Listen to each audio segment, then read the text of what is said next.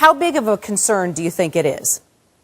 Well, it's just another Facebook screw up. You know, they are working in uncharted territory. You have to realize Facebook, with about 550 million members now, is trying to do things that nobody has ever done before. They're trying to create software applications on a massive scale.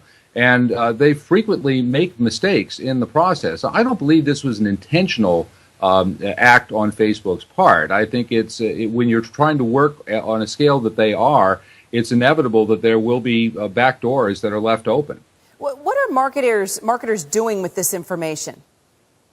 Well, I think they're doing less than we fear they're doing. We have the capacity today to collect huge amounts of information, but in fact, very few companies really know what to do with that information. They don't have the tools in place to create the kind of profiles that they would like to create. So the fact that the information may have leaked doesn't really mean anybody is doing very much with it. And I think that Facebook, to their credit, has moved swiftly to plug this hole. And I think it's unlikely that we will see people's identities compromised in any meaningful way. Well, and you mentioned plugging the holes. You would think by now that they would figure out how to plug these holes. But is this something that we're going to have to continuously worry about? Are these new holes that we never thought of? I mean, is there any way to get ahead of the game, or no?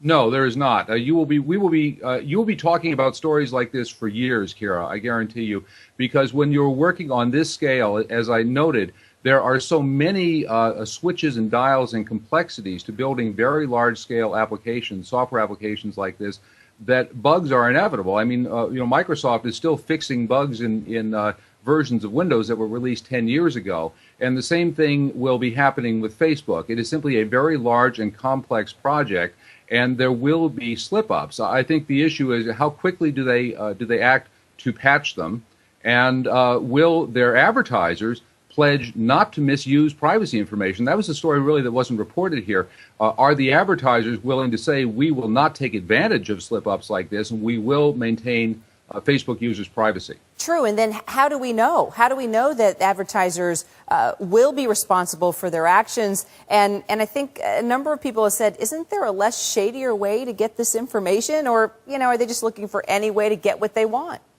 Well, many people who live online today live very public lives. It's amazing how much information, when we're on Twitter and Facebook, and we may blog and we may use instant messaging services, we share all kinds of information that we may not even know that we are sharing.